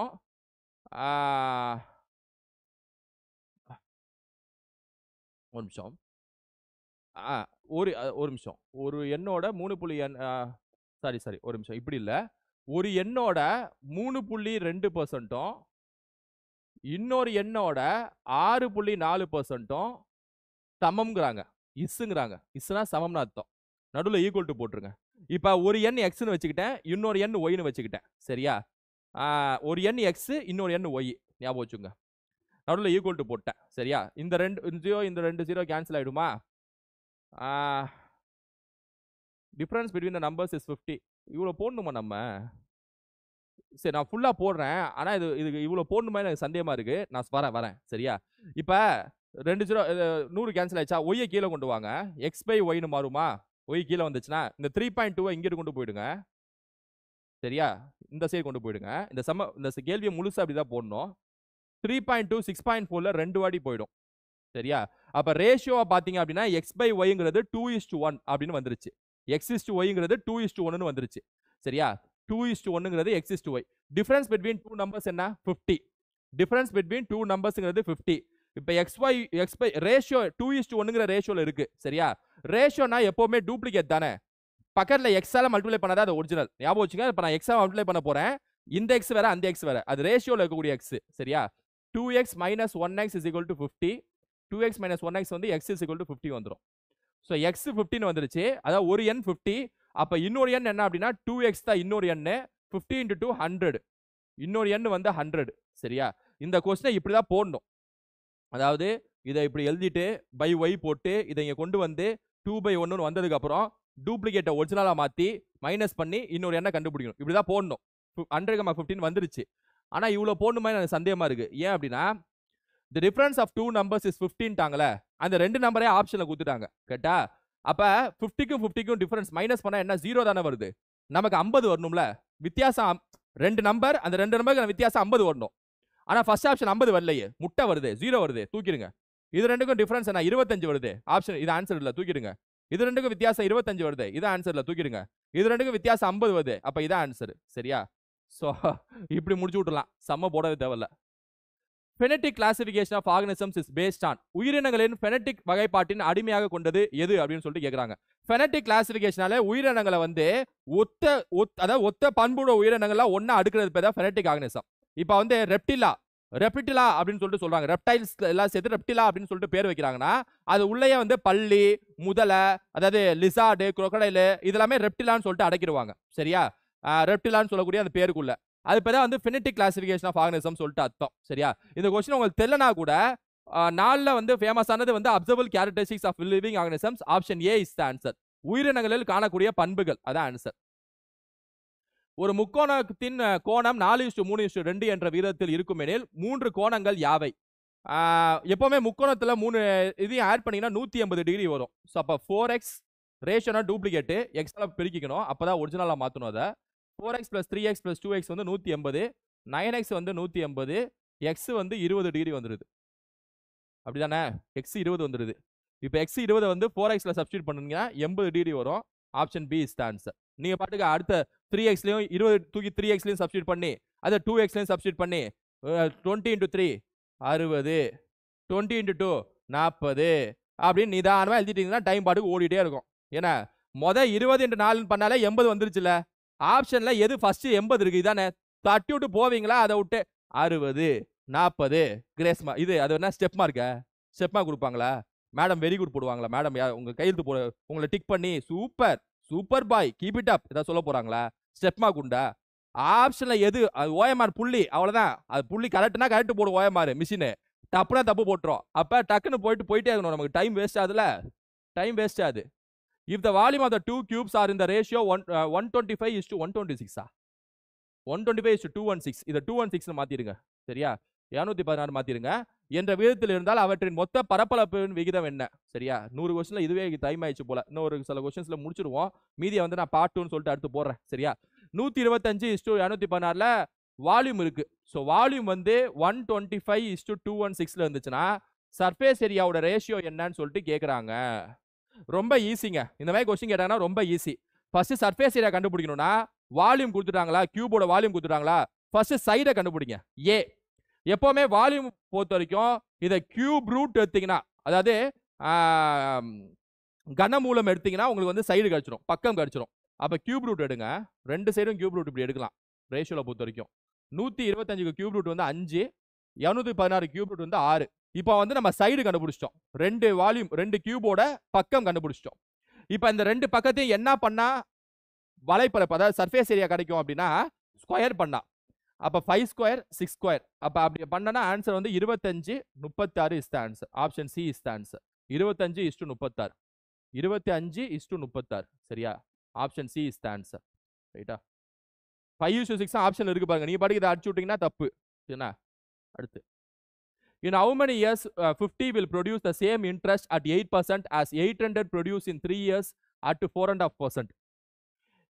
800க்கு 3 ஆண்டுகளில் 4.5% கிடைக்கும் வட்டியை எத்தனை ஆண்டுகளில் 150க்கு 8% வட்டிக்கு பெறலாம் அப்படின்னு சொல்லிட்டு சொல்றாங்க. சேம் இன்ட்ரெஸ்ட்ன்ட்டாங்களா? இதான் உங்களுக்கு க்ளூ வேர்டு. ஒரே வட்டின்ட்டாங்க. அப்பனா ரெண்டு வட்டியும் ஈக்குவல்னு அர்த்தம். SI1 is equal to SI2. ரொம்ப சிம்பிள். PNR by 100 ரெண்டு PNR by 100 போடுங்க. ஒரு PNR by 100ல இந்த டீடைல்ஸை சப்ஸ்டிட்யூட் பண்ணுங்க.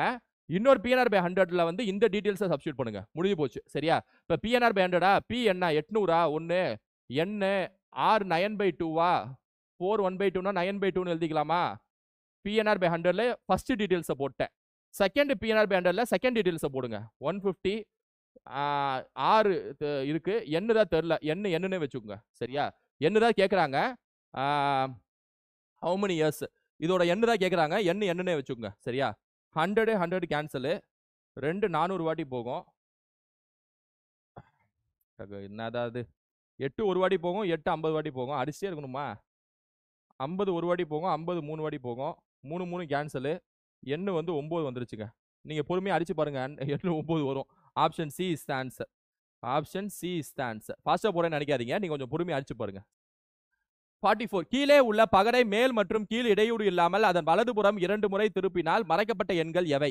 If the dice below is turned twice to its right without disturbing the top and bottom, then which will be the hidden numbers?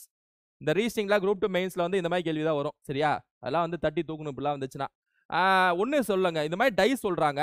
டைஸ்ல பொறுத்த வரைக்கும் மேல 5 இருக்கு, இங்க 1 இருக்கு, இங்க 2 இருக்கு. டைஸ் என்ன பண்ண சொல்றாங்கன்னா, இப்படி மேலையும் கீழயும் இப்படி புடிச்சுக்க சொல்றாங்க. புடிச்சுக்கிட்டு சைட மட்டும் இப்படி 2 வாட்டி திருப்ப சொல்றாங்க. 2 வாட்டி டர்ன் பண்ண சொல்றாங்க. இந்த சைட மட்டும் இப்படி இப்படி ஒண்ணு இப்படி ஒண்ணுன்னு சொல்லிட்டு 2 டர்ன் பண்ண சொல்றாங்க. மேலையும் கீழயும் புடிச்சுக்க சொல்றாங்க. சரியா? அப்ப கொஞ்சம் இமேஜினேஷன் இருந்தா இது ஈஸியா அடிச்சிடலாம். மேல 5ன்னு ஒண்ணு இருக்கு, அதை டிஸ்டர்ப் பண்ணாதீங்க. கீழ ஏதோ ஒண்ணு இருக்கும், அது இருந்துட்டு போகுது. இப்படி மேல புடிச்சிட்டு இது ஒரு வாட்டி திருப்புங்க, 2வது வாட்டி திருப்புங்க. 2 வாட்டி திருப்பணும். 2 வாட்டியா சார்? ஆமா 2 வாட்டி. சரியா? இப்ப இப்படி புடிச்சுக்கிட்டு இப்படி ஒரு வாட்டி இப்படி திருப்புனீங்கன்னா இந்த 1 இங்க வந்துருமா? இந்த 2 பின்னாடி போயிடுமா? ஒரு வாட்டி இப்படி திருப்புனா இப்படி இப்படி திருப்புனா 1 இங்க போகும், 2 பின்னாடி போயிடும். சரியா? 2 வாட்டி திருப்ப சொல்றாங்க. 2 வாட்டி திருப்புனா 2வது வாட்டி திருப்புனா பின்னாடி இருக்கிற அந்த 2ங்கிறது இங்க வந்துருமா? இந்த சைடுல இங்கிட்டு வந்துருமா? இங்க இருக்கிற 1 வந்து பின்னாடி போயிடுமா? போய் மறைஞ்சிருமா? 1 மறைஞ்சிரும், 2 மறைஞ்சிரும். ஏன்னா இப்ப தெரியுதா என்ன உங்களுக்கு? 2 வாட்டி திருப்புனீங்கன்னா இந்த டாட் 1 டாட்ங்கிறது பின்னாடி போயிடும். இந்த 2ங்கிற டாட் இங்க வந்துரும். சரியா? அதாவது ஒரு வாட்டி திருப்புறப்ப இந்த 1 இங்க வரும், 2வது வாட்டி திருப்புறப்ப அந்த 1 பின்னாடி போகும். அதுமே ஒரு வாட்டி திருப்புறப்ப இந்த 2 பின்னாடி போகும், 2வது வாட்டி திருப்புறப்ப இந்த 2 சைடுல வந்துரும். அப்ப 1ம் 2ம் மறைஞ்சிரும். 2 வாட்டி டர்ன் பண்ணீங்கன்னா 1ம் 2ம் நம்ம கண்ணுக்கு தெரியாது. இப்ப கண்ணுக்கு தெரியுதா? பின்னாடி 1 இருக்கு, இங்க 2 இருக்கு, உங்க கண்ணுக்கு தெரியுமா? தெரியாது.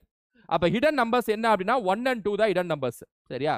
So 1 and 2 hidden numbers. ஆனா இங்க பாருங்க 1 and 2 ரெண்டுமே இருக்கணும். அப்படிப்பட்ட ஆப்ஷன் இந்த 2 ஆப்ஷன் தான். இது ரெண்டையும் தூக்கிடுங்க அப்ப. ஆனா இதுல பாருங்க 1 2 5ன்னு இருக்கு, 1 2 6ன்னு இருக்கு. ஆனா இங்க பாருங்க இந்த 5 டிஸ்டர்ப் பண்ண கூடாதுட்டாங்கல, மேலக்கு 5 அது எதுவுமே பண்ண கூடாதுட்டாங்கல. அப்ப நம்ம திருப்புறதுல இந்த 1 2 தான் மறைஞ்சு போகும். மேலக்கு 5 நமக்கு தெரிஞ்சிட்டே தான் இருக்கும். இந்த டைஸ்ல மேலக்கு 5 அப்படியே தான் இருக்கும். புடிச்சிட்டு தானே தள்ளுறோம். அப்ப 1 2 5 ஆன்சர் ஆகாது. 1 2 6 ஆன்சர். ஹிடன் நம்பர்ஸ் என்ன அப்படின்னா 1 2 கன்ஃபார்மா மறைஞ்சிரும். 6 is the answer. 1 2 6 is the answer. ரைட்டா? Which are the following images will fit in the box with the question mark in the below picture? இதான் பிக்சர். இதுல வந்து ஃபிட் ஆனோம். சரியா? நல்லா கவனிங்க. எப்படி இருக்கு பாருங்க. பிக்சர் பாருங்க. இப்படி இருக்கு. சரியா? அதே மாதிரி இதுவும் இப்படி தான் ஸ்டார்ட் ஆகுது. அப்ப நம்ம எப்படி இருக்கும்னா இப்படி இருக்கக்கூடியது ஆன்சர் வரணும். ஆன்சர் இப்படி இருக்கக்கூடியது வரணும். சரியா? இது வராது, இது வராது, இது வராது. இதான் ஆன்சர். என்ன? இதான் ஆன்சர். இப்படி. ரைட்டா? Option D is the answer. The simple interest on a sum of money is 4/9 of the principal and the number of years is equal to the rate of person per annum. Rate person. ஒரு தொகையின் மீதான எளிய வட்டியானது அசலில் 4:9 ஆகவும் ஆண்டுகளின் எண்ணிக்கை ஆண்டுக்கான விகித சதவீதத்துக்கு சமமாக இருக்கும் எனில் வட்டி வீதம் என்ன? என்ன சொல்றாங்க பாருங்க. The simple interest on a sum of money is 4/9 of the principalங்கறாங்க. அசல் வந்து x ன்னு வெச்சுக்கிட்டோம்னா, பிரின்சிபல் x ன்னு வெச்சுக்கிட்டோம்னா, சிம்பிள் இன்ட்ரஸ்ட் வந்து 4/9 of x அப்படின்னு சொல்லிட்டு சொல்றாங்க. அது மட்டும் சொல்ல வட்டி வீதமும் ஆண்டு காலமும் சமம்ட்டாங்க. சரியா? கொஞ்சம் யோசிச்சு அடிக்கணும் இத. இப்ப நம்ம சிம்பிள் இன்ட்ரஸ்ட் ஃபார்முலா எழுதிடுவோம். SI is equal to PNR/100. அதான formula. SI is equal to PNR/100. அந்த ஃபார்முலா எழுதிக்குவோம். மேல 4/9 into x வந்து SI தனி வட்டி இருக்கிற இடத்துல சப்ஸ்டிட்யூட் பண்ணிருங்க. அசல் இருக்கிற இடத்துல x சப்ஸ்டிட்யூட் பண்ணிருங்க. இப்போ என்ன பண்ணுங்கன்னா நம்பர் ஆஃப் n-ம் r ஈக்குவல்ட்டாங்க. n தான் r, r தான் n-ன்ட்டாங்க. அப்ப ரெண்டும் சமம். ரெண்டும் ஒரே நம்பர்ட்டாங்க. அப்ப n 5னா r 5ன்ட்டாங்க. அப்ப n-ங்கிறது y-னா r-ங்கிறது y தான். அதாவது n is equal to r is equal to y ன்னு வெச்சுக்குவோம். ரெண்டுக்கும் சேர்த்து y அப்படின்னு சொல்லக்கூடிய ஒரு நம்பர் வெச்சுக்குவோம். அப்ப n-ம் y தான், r-ம் y தான். by 100. ஓகேவா? நீங்க பாட்டுக்கு n r ஈக்குவல்னோனே n கத்துல r-ம் r கத்துல n-ம் போட்டீங்கன்னா திரும்ப அதுக்கு பருத்தி மூட்டை குடோன்ல இருந்திருக்கலாம். ஏன்னா திரும்ப அதே தான் வந்திருப்பீங்க. சரியா? திரும்ப NR-ன்னு உங்களுக்கு கண்ணில் தெரியும். ஏன்னா அது என்ன செய்யறது உங்களுக்கு தெரியாது. அதனால இப்படி பண்ணோம். சரியா? ஈக்குவல் டு ஒய்னு வச்சுக்கணும். X X cancel. என்ன? இந்த 100 இப்படி மேலே போயிடும். 400ன்னு வந்துடும். 400/9 இஸ் ஈக்குவல் டு ஒய் ஸ்கொயர்னு வரும். ஸ்கொயர் இந்த சைடு வந்துச்சுன்னா ரூட்டாக மாறுமா? So y is equal to root of 400/9. 400க்கு ரூட் எடுத்தா 20 வரும். 9க்கு ரூட் எடுத்தா 3 வரும். 20/3 இஸ் த ஆன்சர். 20/3னா option C. 6 2/3 is the answer. கலப்பு பின்னத்தில் இருக்கு. சரியா? இத பின்னத்தை கலப்பு பின்னமா மாத்துனீங்கன்னா option C is the answer. What is the value of 111 into 111? இதெல்லாம் நான் அடிச்சு துவைச்ச கொஸ்டின். இப்படி இருந்தாலே ஷார்ட்கட் நான் சொல்லிட்டேன். இப்படினாலே என்ன ஷார்ட்கட் அப்படின்னா மேல இருக்கிற நம்பரையும் கூட்டுங்க, நடுவுல பிளஸ் சிம்பிள் இருக்கு, கூட்டினாலே அதான் ஷார்ட்கட் சொல்லியிருப்பேன். சரியா? ஆக்சுவலா AQ + BQ ஃபார்முலால வரும். கடைசியா ஷார்ட்கட் அப்படிதான் வரும். மேல இருக்கிற நம்பரையும் கூட்டுங்க, கூட்டினா ஆன்சர். சரியா? எப்படி பார்த்தாலும் கூட்டினா 0ல முடியும். இதான் ஆன்சர். கூட்டினா எப்படியும் 0ல தானே முடியும். 9 1 10. So 1110 is the answer. Right? 1110 is the answer. இரண்டு எண்களின் எல்சிஎம், சாரி எல்சிஎம்ங்கிற ஒன்னு தமிழ்ல படிக்கணும் இல்ல இங்கிலீஷ்ல படிக்கணும், சாரி மிசிஎம், அதாவது எல்சிஎம். எல்சிஎம் மற்றும் எஸ்சிஎஃப் விட 12 மடங்கு அதிகம்.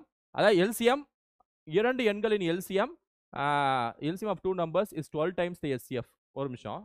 இரண்டு எண்களின் எல்சிஎம் மற்றும் வராது. எல்சிஎம் எச்சிஎஃப் விட 12 மடங்கு அதிகம். எண்களில் ஒன்று 8 என்றால் எச்சிஎஃப் மற்றும் எல்சிஎம் ஆகியவற்றின் கூட்டுத்தொகை 51 என்றால் மற்ற எண் என்ன? சூப்பர்ப்பா சூப்பர்ப்பா. சோக்கா இருக்கே கொஸ்டின். அதாவது LCM of 2 numbers is 12 times the HCFங்கிறாங்க. இப்போ நம்ம HCF வந்து எக்ஸ்னு வச்சுக்கிட்டோம்னா எல்சிஎம் வந்து 12x. அப்படிதானே அர்த்தம்? அப்படிதானங்க அர்த்தம்? அப்புறம் என்ன சொல்றாங்கன்னா ரெண்டுக்குமான கூட்டுத்தொகை 52ங்கிறாங்க. இப்போ அது ரெண்டையும் கூட்டுங்க. 13x கிடைக்குமா? 13xங்கிறது 52னா x எவ்வளோ? 52/13 4ன்னு கிடைக்கும். கேட்டாங்க? கேட்டுதானே? x 12x கூட்டுத்தொகை 52னா கூட்டணும், x கண்டுபிடிச்சிட்டோம். ஓகே, இப்போ x கண்டுபிடிச்சாச்சுல, x தூக்கி இந்த இடத்துல போடுங்க. x இருக்க இடத்துல 4ன்னு வந்துருமா? x தூக்கி இங்க போடுங்க.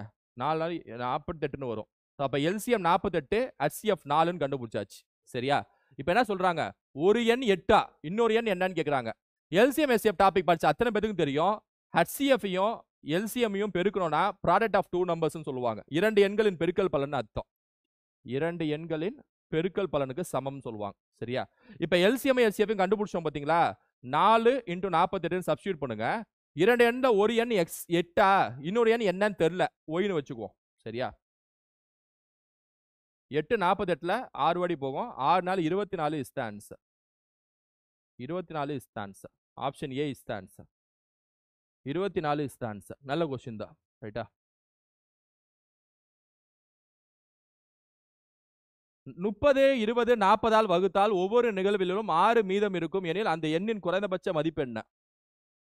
அதாவது எல்லா எண்ணையும் வந்து, அதாவது இந்த 4 நம்பர்ல நீங்க 30ஆல டிவைட் பண்ணணும், 20ஆல டிவைட் பண்ணணும், 40ஆல டிவைட் பண்ணணும். அப்படி டிவைட் பண்றப்ப 6ங்கிறது ரிமைனிங் கிடைக்கணும். சரியா? 6ங்கிறது ரிமைனிங் கிடைக்கணும். அது எது கிடைக்கும்னு சொல்லி கேக்குறாங்க. இப்போ 210 எடுத்துக்குவோம். 210 30ஆல டிவைட் பண்ணீங்கன்னா உங்களுக்கு மீதியே வராது, ஃபுல்லா போயிடும். மீதியே வராது, ஃபுல்லா போயிடும். சரியா? ஃபுல்லா போயிடும். ஏன்னா அது 246 எடுத்துக்குவோம். 246 30ஆல வகுத்தீங்க அப்படின்னா 30 × 8 எவ்வளோ? 240 வருமா? 30 × 8 மீதி 6 கிடைக்குது பார்த்தீங்களா? என்ன இருந்தாலும் 20ஆலையும் வகுத்து பார்த்துருவோம். 20ஆலையும் வகுத்து பார்த்துருவோம். சரியா? 20 × என்ன பண்ணா 240 கிட்ட போலாம். 20 × 12 பண்ணா போலாமா? 20 × 12 பண்ணா 240, அப்பயும் மீதி 6 கிடைக்குது பாருங்க. சரியா? 40க்கும் வரும்னு நினைக்கிறேன். இதான் ஆன்சர். சரியா? இதான் ஆன்சர். ரைட்டா? 246 is the answer. x is to y is equal to 11 is to 13. Find x plus 2y by 2x plus 3y. இதெல்லாம் டைரக்ட் கொஸ்டின். அப்படியே ஸ்ட்ரைட்டா சப்ஸ்டிட்யூட் பண்ண ஆன்சர். சரியா? x இருக்கிறதுல 11, y இருக்கிறதுல 13யும் சப்ஸ்டிட்யூட் பண்ணீங்கனாலே ஆன்சர் நமக்கு கிடைச்சிடும். ஓகே. So okay. 26 + 11 37, 37/61. சரியா? கீழே 22 + 39ன்னு பார்த்தாங்கல்ல, 11 1 61. மேலே அவங்க 37 கிடைச்சோன்னா ஆப்ஷன்ல 37 இருக்கிறது 1 தான், அடிச்சிடுங்க. அதுவும் பகாயன் வேற, அதனால அடிப்படாது. கண்டிப்பா இதான் ஆன்சரா இருக்கும். சரியா? மெனக்கட்டி கீழே பண்ணிட்டு இருக்காதீங்க. ரைட்டா? ஓகே ஸ்டூடெண்ட்ஸ், ஒரு 50 கொஸ்டின் பார்த்துட்டோம். மீதி நான் பார்ட் 2ன்னு சொல்லி போட பார்க்குறேன். சரியா? ஏன்னா ஒரு சில மேத்ஸ் கொஸ்டின்ல டிஃப்ரெண்டான கொஸ்டின்ஸ், ஏரியா வால்யூம் கொஸ்டின்ஸ்லாம் வரல இதில். அடுத்து நான் சொல்றேன். சரியா? இந்த 50 கொஸ்டின் அப்படியே வச்சுக்கோங்க. இது ஒரு complete GS and maths revision எடுத்துக்கோங்க. கூட நிறைய தகவல் சொல்லியிருக்கோம். குரூப் 1 + குரூப் 2க்கு நல்லா ஸ்டூடெண்ட்ஸ்க்கு உதவும் நினைக்கிறேன். இதை மாதிரி இன்னொரு வீடியோவில் அவங்க சந்திக்கிறேன். Thank you students. தேங்க்யூ.